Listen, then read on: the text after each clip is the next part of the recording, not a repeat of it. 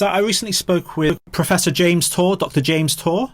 Yeah, Dr. Torr is a friend of mine. Yeah, so I recently had an interview with him, and he kind of described what would have to occur for that slime in the sea, in a sense, to become a living cell.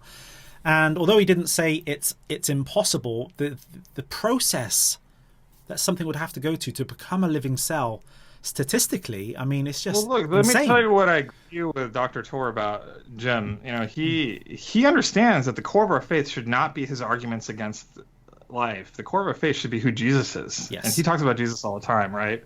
You probably didn't get through an interview without him mentioning it several times, and he's right about that. Yeah. He understands that the reality of who Jesus is greater than any of his arguments against the living cell. I agree with him on that. Yeah.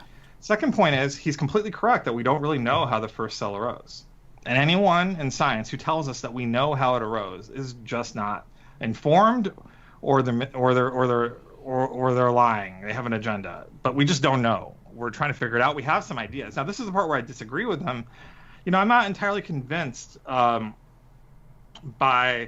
the degree of pessimism that he shows that we might understand some of it. Okay. The exact details why are really technical, and I've had some fun talking about that in other videos with him. But big pieces in place, I think that's really the place of agreement that I would even say even atheist scientists would agree with us on both those points.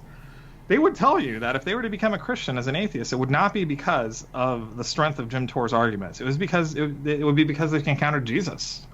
And they would tell you that they agree with him that we don't actually know how the first cell rose. I think that is like a place of agreement and common ground. So I think that is actually, what the main take home is. And I agree that those things aren't quite known as much as they should be. So in the news at the moment, there's a lot of talk about kind of UFO's.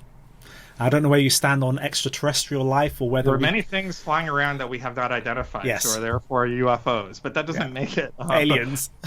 Aliens, yeah. I mean, it also. I mean, there are interesting things about thinking about aliens